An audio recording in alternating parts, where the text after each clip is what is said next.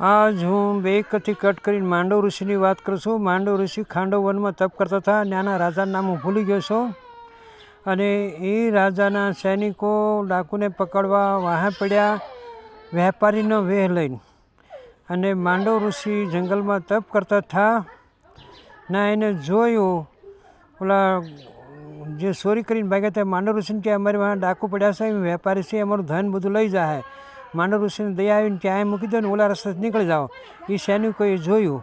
પછી સૈનિકોને આવીને કે અમે રાજાના સિપાહી છીએ, તમે ડાકુ છો કે ચોરને સાથ આપો છો, તમને જ કેદ કરી લેવામાં આવશે. તો કે પણ મારી વાત સાંભળો કે પણ કાંઈ નહીં, કે આ માલ સોરેલો માલ અહીં પડ્યો છે અને તમારે જે કહેવાય રાજાને કહેજો એમ કહીને પકડીને લઈ ગયા એને.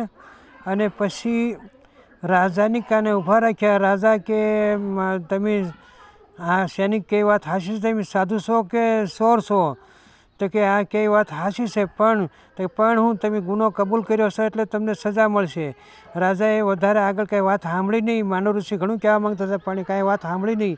અને પછી એને હોળીએ ચડાવવાનો ઓર્ડર આપી દીધો. હોળીએ એટલે લોખંડની અણીવાળી હોળ હોય, એક માથોડું જેટલી ઊંચી. બે માણા મળીને એની માથે બેસી જઈએ, આખા શરીરમાં હોપટો હપટ નીકળે, માણા વિંધાઈને મરી જાય. પણ માંડવ ઋષિને ઉપર બેહર્યા. માંડવ ઋષિ અસલી તપસ્વી હતા. એટલે 1 ઇંચ જેટલી ખાલી આટલી એની શરીરની અંદર પ્રવેશ કરી અને બાકીના તપોબળથી એમને રહી ગયા. ઓલા બધા બી ગયા સૈનિક અને જઈને રાજાને વાત કરી. રાજા ધડાધડાવીને કે ત્રાહિમામ મને માફ કરો, મેં તમને ઓળખ્યા નહીં એમ કરીને પગે લાગ્યો. તારે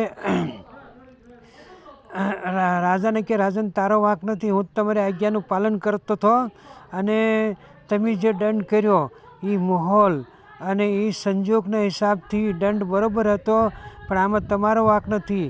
આ વાત જઈને હું ધર્મરાજાને પૂછીશ. ધર્મરાજા સ્વર્ગલોકમાં હોય એને, જેનું કાને આપણા હરેક મનુષ્ય જાતની ચોપડી હોય છે, એમાં બધાના કર્મો લખાય છે. તો મને કયા કર્મનો દંડ મળ્યો છે એમ કહીને માંડવ ઋષિ હાલતા થયા. બેઠા બેઠા તેમના આકાશ માર્ગે વહી ગયા અને રાજાને મૂકી દીધો, ક્ષમા કરી દીધી. અને પછી ધર્મરાજાને જઈને પૂછ્યું મારા કઈ ક્રમની સજા તમે મને આપી છે? તો ધર્મરાજાએ કીધું ભાઈ તમે બાલ યવનમાં ટીટલી રાણી કે ટીટુરા કે ગુજરાતીમાં એને તમે હોળ વાહથી પરોતા હતા, એ દંડની સજા તમને અત્યારે મળી અને તમે આ હોળીએ ચડાવવામાં આવ્યા. તો કે મારી ઉંમર કેટલી હતી? કે 10 વર્ષની અંદર હતી. ત્યારે માંડવ ઋષિ બોલ્યા છોકરું 12 વર્ષનું થાય ત્યાં સુધી એના બધા ગુના માફ હોય, કારણ કે ત્યાં સુધી એને સંસારનું જ્ઞાન ન હોય, એટલે એનો ગુનો ભગવાને માફ કરે છે. તમે કઈ હિસાબથી મને દંડ આપ્યો?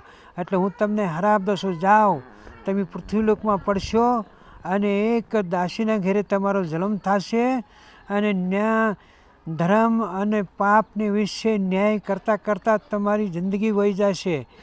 ન્યાય એ જ તમારો દંડ છે એમ કહીને માંડવ ઋષિ વ્યાઈ ગયા. અને એ જ ધર્મ રાજા પાંડવોના કુળમાં વિદુર તરીકે હતા. આ બે કથી કટ કરીને વાત કરી છે.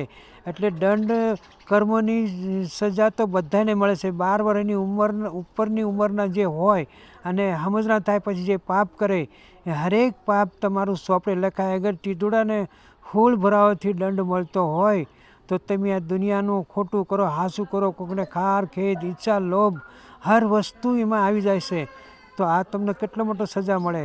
એટલે સત્યના માર્ગે હાલો ને હરિનું નામ લો. જય દ્વારકાધીશ.